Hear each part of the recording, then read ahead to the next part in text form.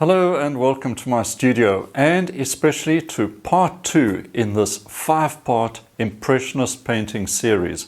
In part 2 we're going to deal with the next important Impressionist painting technique that's going to help you transform your paintings into that Impressionist style.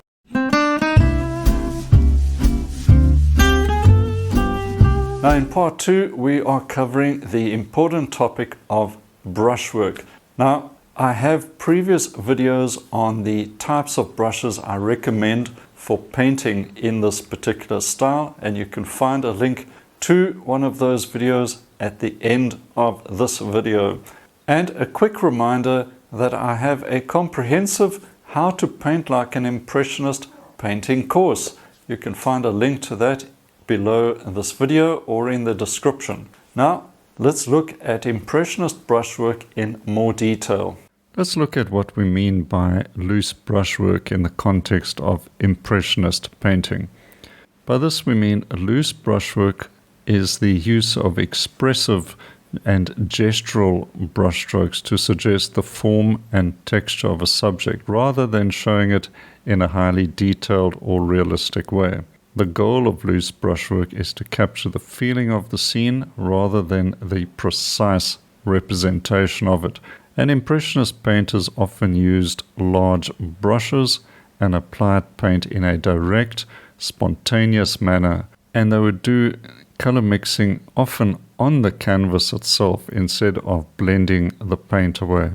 The resulting brushstrokes would often remain visible on the finished painting, creating a sense of movement, texture, energy, and spontaneity. So loose brushwork is a hallmark of the Impressionist style and is used to create that sense of light and atmosphere and emotion in the painting. Now it's important also to understand what the Impressionists were really all about. Fundamentally, the Impressionists were a rebellious group of painters. Now what were they rebelling against? The Impressionists were rebelling against the old masters' school of painting, and the old masters would use blended brushwork and glazing compared to the Impressionist direct, bold and textured brushwork. The old masters sometimes would have to spend a very long time methodically building up layers of glazes to create the color effects they were after. The old masters were looking at achieving a sense of depth and luminosity in the color and a sense of realism in their paintings. So details were very important. Lots of texture and impasto was simply not tolerated. Now the Impressionists, by contrast, focused on trying to capture the essence of a scene rather than the photorealist approach, which meant they worked quickly and spontaneously, chasing the light sometimes to get that loose and expressive look. And they used a wider range of colors, bigger brushes, and the result was that textured, bold, and quite a huge departure from the old master approach. So in this respect, we have to understand that Impressionism was a rebellion against the old masters, and the Impressionists of the late 1800s didn't take this lightly. They really did go all out to break the mold of that old master approach. So today we have to keep in mind that brushwork is very important, and we can't skimp on brushwork if we want an Impressionist look to the painting. So let's get into the tips that I suggest you use for getting a loose and Impressionist approach with your brushwork specifically. Number 1 is practice with larger brushes. Using larger brushes will help you to create a loose and more expressive brushstroke. Try starting off with a size 10 or even a size 12 brush on a smaller panel, let's say a 10 by 12 inch panel. This will force you to ignore the details and instead try to suggest details with big brushstrokes.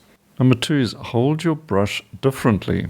Now, because the oil painting brush or the acrylic painting brush these days has a very long handle, use that long handle to its best extent. Try holding the brush at the end of the handle and this will give you a broader, more gestural stroke. Try moving the brush with your whole arm as well, not just using the wrist to get little flicking brush strokes, but try and get that bold sweeping brush stroke, or that strong dab of the paint on the canvas using the brush to butter it on. Look at the shape of the object you're painting. Try and use your brush strokes to suggest that shape by moving the brush in the direction of that shape. Is it round, straight, vertical, horizontal? Use the paint almost like a very soft clay to mold those shapes, and your brush accordingly has to be moved in that direction in a strong and bold fashion. The third tip is work quickly. Impressionist painters were known for their sense of spontaneity and immediate, direct painting approach. So they wouldn't work like an old master and paint a glaze, then wait for a couple of days for that to dry fully and then paint again. They would react to the light and atmosphere in that moment. Perhaps they only had an hour to capture that moment. So to capture the feeling of the actual light effect that we spoke about in video number 1, you had to work quickly and you couldn't overthink your brush strokes. So if you take this quicker approach, you'll create looser, more gestural brush marks as a result. And you may be surprised just how energetic your painting becomes as a result.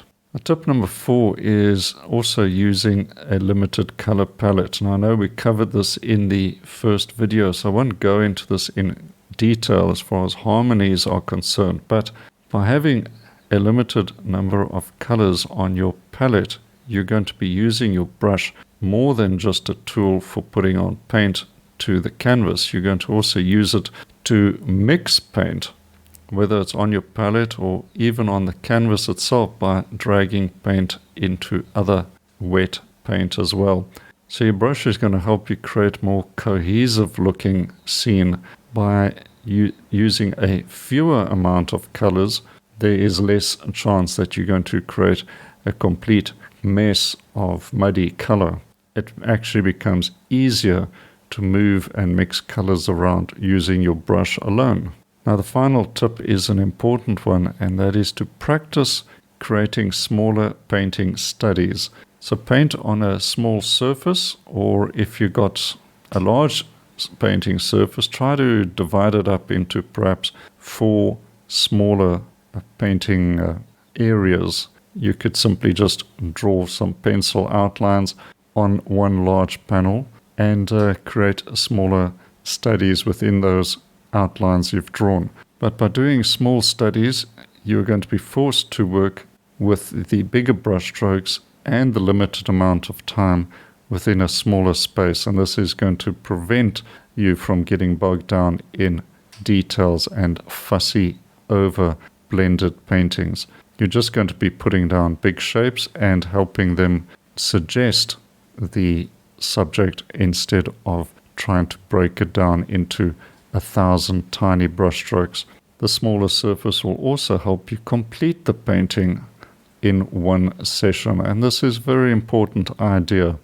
Trying to complete a large painting in one session is probably not possible, but on a smaller surface it certainly is, and you'll get that sense of immediacy and also the pleasure of completing the painting, and a lot more confidence as well. And as you become more familiar and build up this muscle memory, you'll be able to paint larger paintings as well, sort of medium-sized paintings. You could complete those in 1 or 2 days, and your paint would still be nice and wet for you to be able to work in a loose fashion. So keep in mind that getting this loose brushwork does take practice and patience, but with time you'll develop your own unique style, and it's like writing with a pen. You didn't develop your writing style overnight. It took time for that muscle memory and your unique gesture to develop.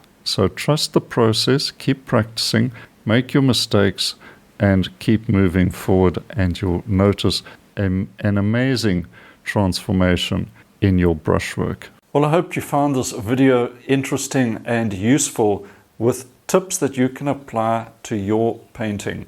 Remember, practice. I've kept saying it, and I'm going to repeat that again. Practice what you see, and you will notice how quickly your painting improves. Don't forget, you can find out more about my course on how to paint like an impressionist. Find a link to that in the description, and you'll find a special offer there for you as well. Now keep an eye out for part 3 in this impressionist painting series. You don't want to miss that, and you won't miss it if you subscribe to this channel right now. Hit the notification button and you won't miss any of the future videos. And don't forget, there's also a nice free course for you in the link above, and you can find out more about that in your own time as you're learning to paint like an impressionist. Okay, that's it for now. Enjoy your painting, and until next time, cheers for now.